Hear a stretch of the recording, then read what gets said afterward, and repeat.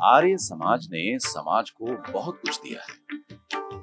अगर नमस्ते की ही बात करें तो बहुत कम लोग ही इस बात से परिचित होंगे कि आज विश्व भर में यदि नमस्ते का अभिवादन के रूप में प्रचलन है तो इसका श्रेय केवल आर्य समाज को ही है। आज नमस्ते भारत की पहचान है, भारत की विरासत की पहचान है। कभी यह नमस्ते आर्य समाजी व्यक्ति की पहचान हुआ करती थी और आर्य समाजी व्यक्ति पर कितना विश्वास था लोगों का, आइए देखें। आर्य समाज के प्रसिद्ध प्रचारक पंडित चमुपति जी व भारत के प्रसिद्ध प्रथम अंतरिक्ष यात्री स्क्वाड्रन लीडर राकेश शर्मा जी के दादाजी पंडित लोकनाथ जी तर्क वाचस्पति प्रचार यात्रा पर थे। एक दिन एक गांव में प्रचार के लिए पहुंचने से पहले वे गांव के बाहर कुएं पर स्नान करने के लिए रुके। आओ पंडित जी, गांव में तो आर्य समाज मंदिर है नहीं, अब किसी के घर क्या स्नान करना, यहीं स्नान करते चले। हाँ आचार्य जी, ये ठीक है। फिर सीधा प्रचार कार्य। राम राम जी। नमस्ते महानुभाव, नमस्ते। नमस्ते नमस्ते। पंडित जी, एक बात कहनी थी आपसे। जी बोलिए। एक निवेदन करना था कि मैं किसी काम से इस सामने वाले गांव जा रहा हूँ। कुछ सामान किसी को देने के लिए लाया था। चाहता हूँ कि इस सामान को आप कुछ देर के लिए रख लें, मैं वापस आकर अभी ले जाता। पर भाई, हम तो केवल स्नान करने के लिए रुके हुए हैं, तैयार होकर चले जाएंगे। आप चिंता ना करें पंडित जी, मैं बहुत जल्दी ही वापस आ जाऊंगा, आपके जाने से पहले ही। पर कृपया कुछ देर के लिए आप ये सामान अपने पास रखने का कष्ट कर लें तो बड़ी कृपा होगी। अच्छा भाई, कृपया जल्दी आ जाइएगा। धन्यवाद, धन्यवाद पंडित जी।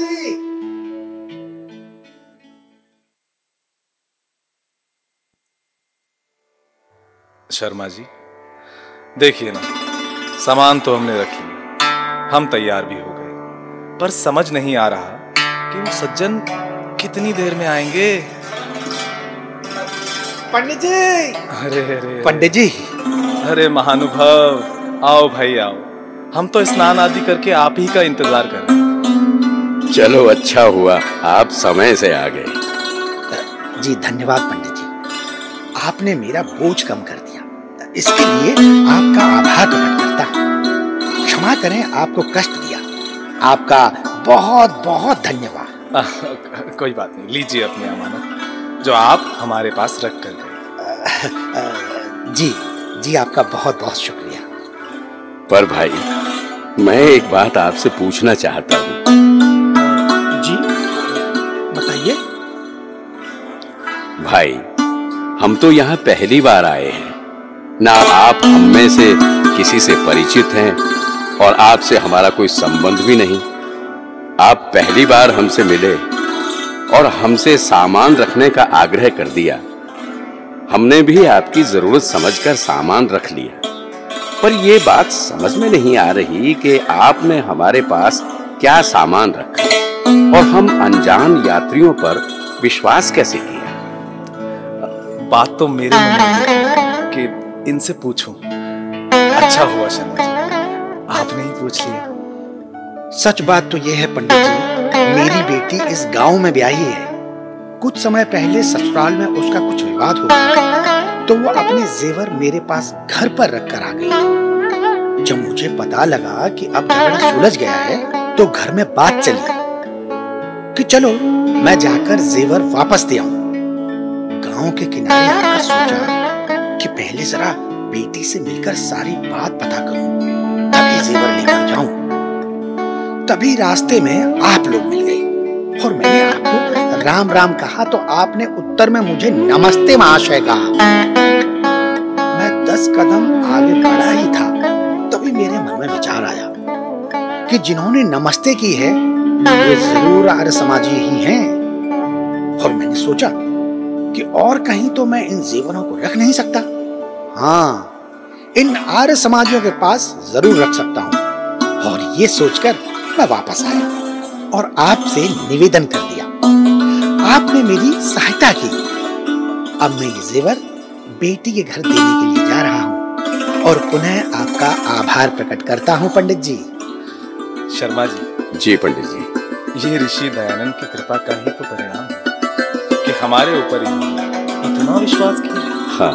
धन्य हो आर्य समाज, धन्य ऋषि दयानंद। आज के युग में भला इतने कीमती जेवर बिल्कुल अनजान व्यक्तियों को अनजान सुनसान जगह पर भला कोई कैसे सौंप सकता है?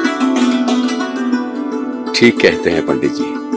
ये आर्य समाज और ऋषि दयानंद जी के दिए संस्कारों और प्रेरणा का ही प्रभाव है। ये बात ही आर्य समाजी की जिम्मेदारी को बढ़ाती है। आओ पंडित जी, चलते हैं, गांव में इंतजार हो रहा। आओ चलो चलते हैं। पंडित जी, मैं भी आज से नमस्ते ही बोला करूंगा और ऋषिवर देव दयानंद जी के बताए मार्ग पर चलने का प्रयास करूंगा और आर्य समाज के साथ जुड़कर समाज को परिवर्तित करने के यज्ञ में अपनी आहुति अर्पित करूंगा। आप सभी को मेरी नमस्ते। नमस्ते। नमस्ते। बोलिए नमस्ते जी। नमस्ते जी। नमस्ते जी। नमस्ते जी। नमस्ते जी।